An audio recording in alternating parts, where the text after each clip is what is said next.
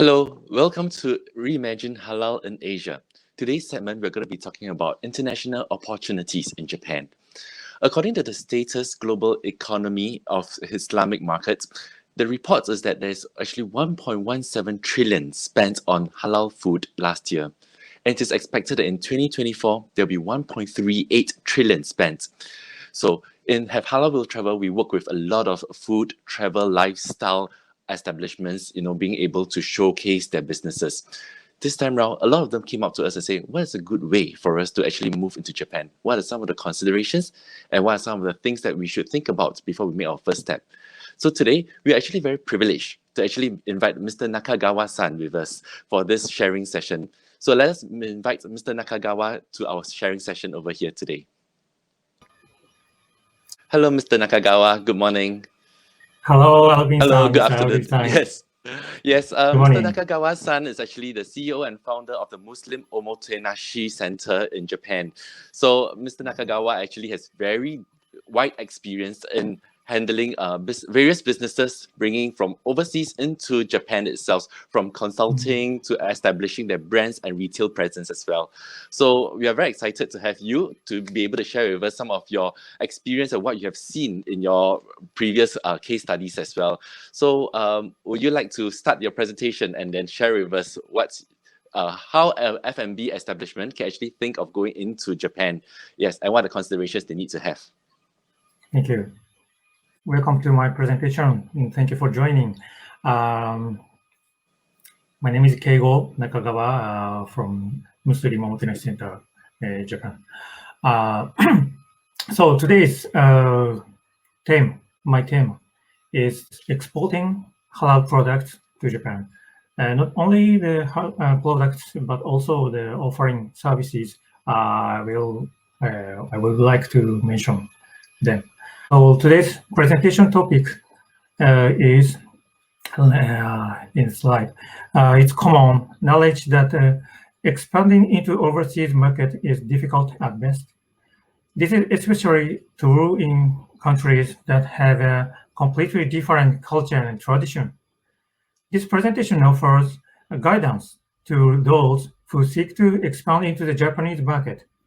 We will cover characteristics of the Japan market and how to sell halal product here.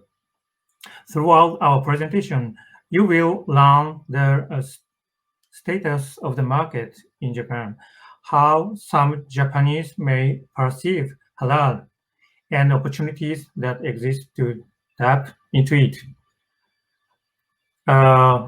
It's my self-introduction. We are consultants for Japanese companies to improve their products or services for the Muslim market. We have been successful in this niche space by providing consultation, staff training, support to obtain halal certification in Japan, marketing, research, tasting sessions, and test sales. Our services largely involve working closely with restaurants by coordinating a team of researchers and analysts. Muslim market in Japan, part one, and domestic, I will. And next part is defined as someone that lives outside of their native country. The current population of expats in Japan is little under 3 million now. In 2020, Japan saw a rapid increase, bringing the total of 7.4%. This is largest population of expats that has ever existed here.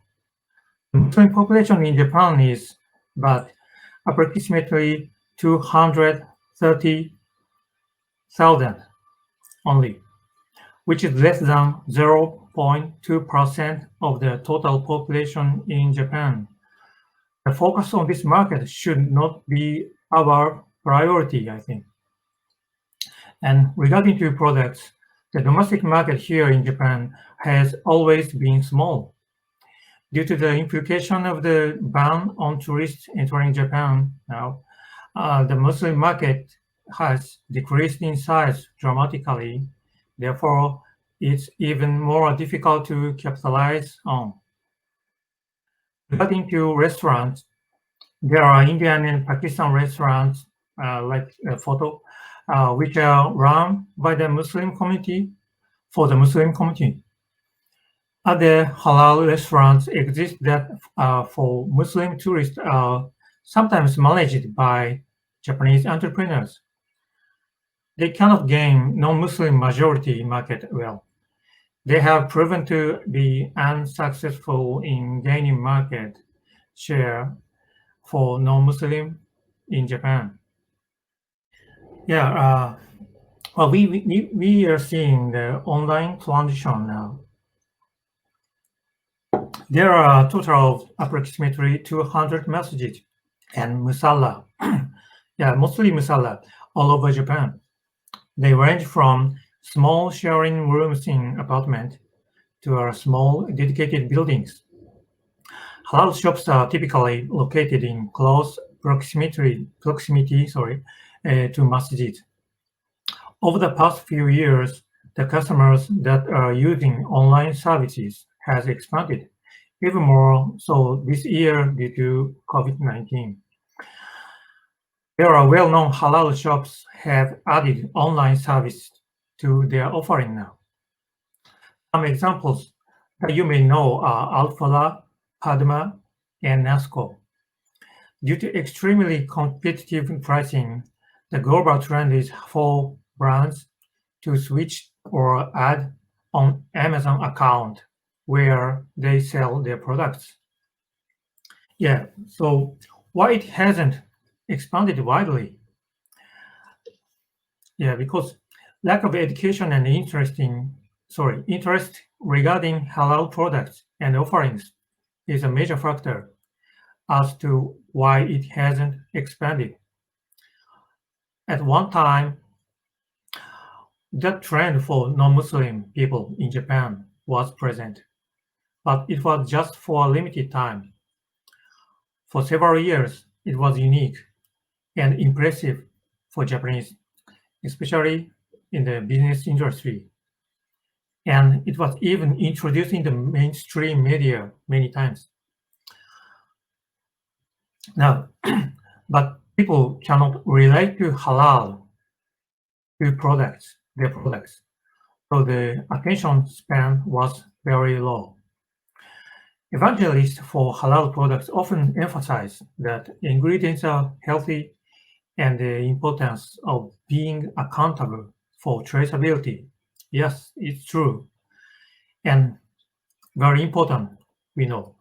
However, this is common in Japan in other factor, with other factor. So it's not a unique selling point now.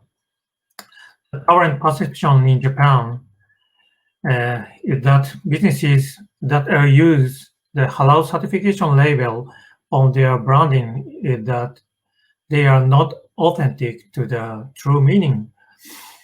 So it is not received well even if their intention is true. It is perceived as just another business tool. Unfortunately, in Japan, most will not even consider Islam or halal, and halal profiteers, and even so much so that it has become bothersome for some people. Vegetarian and vegan concepts in Japan are becoming mainstream and widely accepted now. Gluten-free as well is often recognized as a healthy choice for the female market in Japan. Capturing the proper nuance of translation on branding is very important due to the media majority here choosing to not read any English, mostly. In other words, direct translation can sometimes have a negative effect. Halal products, goods, and services in Japan are a small percentage of the market. Yeah, I'm introducing case study here. Ion in the international market. Yeah, we pronounce it Ion here. Ion and My Basket. Ion, the largest retailer in in Asia, has 600 mini supermarkets called My Basket in urban areas in Japan. Ion started to sell halal products, their brand, made in Malaysia in July 2016 as a test market. This test market was researched in 100, over 100 My Basket shops, but that was discontinued.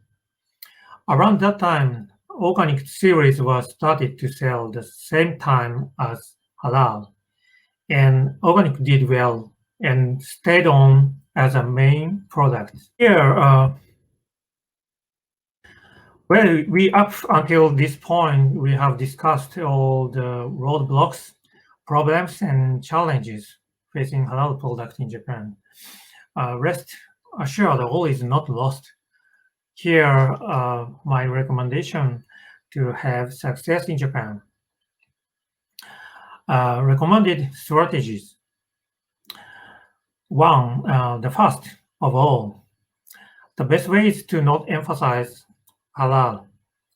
Yeah, of course, I think halal itself must be excellent concept, and yeah, most Japanese think so, but for the market, it's different. To cover a much bigger segment of the market outside of the Muslim community here in Japan, it's better not to push an unknown main image. Initially, authenticity is not as important as you think. It is important to Muslims in Japan, of course, but this is not to the non-Muslim community. In order to widen your reach, it is best to take baby steps and gradually introduce the importance of traceability and authenticity. Before deciding on your own unique selling point, it is important to research and develop what is proven to be successful in Japan as a positive selling point. What is important for a selling point in Japan may vary completely from what works in your country. Third, need price competitiveness, of course. Especially FMCG, fast-moving consumer goods, besides the food and beverages, price competitiveness is important because many Japanese competitors are manufacturing in China. Yeah, I'm introducing case study two food retailers. One is Kaldi, the biggest ethnic food retailer stylish shop chain. They offer the products which aren't sold in ordinary supermarkets. For example, Prima Taste laksa noodles. I love it. And the second is Kobe Busan, managing Gyomu Super. It's also a big retailer and wholesaler chain that accepts regular customers as well. Low prices and large quantity for businesses mostly. Examples, seasonings from Thailand, snacks from Vietnam, and so on. Yeah, this is the entrance of Kaldi. Their image is like a bibliothèque. Yeah, I found the laksa for last night. Just yeah, this is the small package. Five package, small packages in it. It is, yeah, it is very good. Yeah, if I have time, I will introduce it. Yeah, this is the website of the Gyomu Super managed by Kobe Busan. Yeah, this is the store appearance in Yokohama. Yeah, they are selling the seasonings imported from Thailand also, or many confectionery. Yes. So in next page, about regarding to restaurants. Yeah, the ethnic is one of the key unique selling points in Japan market. A good example is Thai cuisine, as I introduced, but also in restaurants, which have been widely expanded in every cities the past 20 years. In the biggest restaurant search site, Tabelog, they have 800,000 shops, more than 2,000 Thai cuisine restaurants are registered, but Singapore 88, Indonesia 197, the big difference. Malay cuisine we cannot search. Japanese entrepreneurs who love ethnic cuisine often do their market research by visiting many restaurants domestically and internationally. Some Japanese who loves ethnic cuisine, they research and brush up very much. For example, as a restaurant, Hainan chicken rice restaurant, I can introduce. Now they are very popular in Tokyo. And also Bakte Japanese soba noodle by Fuji Soba, which is one of the biggest soba noodles chain in Japan. They rate very well the Bakte Soba and will continue their second year now. But we have some cases that didn't go well. The Manhattan Fish Market experienced an opening and closing of their shop twice. And 424, also it was managed by a large restaurant chain and retailer, 7&I Group, but withdrew in 18 months. While many restaurants are suffering from COVID-19, DX, digitalization, is ongoing gradually. Restaurant industry in Japan had not been digitalized at all for a long time. It is finally going to be changed under the strong influence of COVID. For example, using delivery or cashless payment services. So some shops have started to try ghost kitchen, sharing kitchen, cloud kitchen now. It is one of the opportunity, I think. Yes.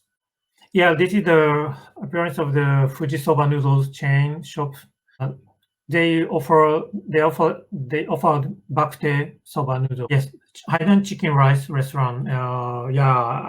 We enjoy the authentic Hainan chicken rice. The summary. Yeah, I offer 3 points. One, the first, competitive edge is necessary always. Halal is not the key to having success. Ethnic street house has potential, but it is not necessary always. Second, research a gap between your market and Japan market. Selling point in Japan may be the opposite to the selling point in your country, or maybe same. Yeah, nobody knows. Extensive research is necessary. Third, under influence of COVID-19, DX is ongoing in Japan also as well. And opportunities for starting ghost kitchen, cloud kitchen are emerging. That's all for my presentation. Thank you for listening and watching. Questions by mail, email, I prefer. Thank you very much. Thank you, Mr. Nakagawa-san. That was very insightful. We actually learned a lot from you today, actually. So Thank you very we have much. actually two questions that I actually had in mind that I think we would like to ask you. So as you know, in Have Halal Will Travel, we are the leading platform for travel and F&B. So we work with a lot of F&B people in our region over here. And one of the commonly asked questions they always ask is that, if you go overseas, what are the opportunities for us to take part in a food exhibition? And is it worthwhile for us to attend a food exhibition in the first place? And are there any food exhibitions also meant for the halal food industry itself? Will you be able to share a bit more? Oh, yes. Mostly, yes, big exhibitions such as FoodX in Japan in every March still effective if you find good importers and research what is the unique selling point of your products. But there are very few now, but some exhibition which theme is dedicated to halal, and independent small exhibition, not a part of the big exhibition. I don't recommend to participate in. It's not effective, I think. Is enough. I understand. Okay, so, that's fantastic. The next question I actually wanted to ask you is something a bit more personal because I'm from Singapore itself. And I actually saw you talking about the laksa pho. So how is actually the taste of laksa pho? Oh, yes. Yeah, I wanted to explain about the laksa pho because I feel strange also, and many Japanese feel strange because laksa and pho it can't be together. So I found it last night, and it is casual and it has not high calories. It's very good point, but not so close to real one, I think. It is natural that now people need more authentic one than before because many went abroad before COVID-19 and miss very much the taste, real taste they have experienced in Singapore, of course. Yeah, the laksa and pho is to be casual to take the market. It's a PB of the Kaldi. So it is reasonable, but not the authentic one, I think. Thank you. So just to share a little bit of perspective for some of our audiences, because they come actually from international areas and not only from Singapore, Malaysia, and Indonesia. So laksa is actually something very local that you can find probably in Malaysia and Singapore as well. And pho is actually a Vietnamese dish. So putting the two very different culture food together, that is why I think Mr. Nakagawa actually had to try something very, very new in Japan. But it also means that, finding something very authentic, something very local is still something that has very huge potential in Japan itself as well. So I think that even for our readers, our F&B establishments, it also means that if you want to go into Japan, you may want to consider something very authentic with a market research, and that might be able to bring a lot more revenue and opportunities for yourself. More importantly, because you were sharing that there's a lot of Japanese who have been traveling out of Japan in the first place, so they are very familiar with authentic food. So which also means that the potential is upside. It's huge in Japan itself.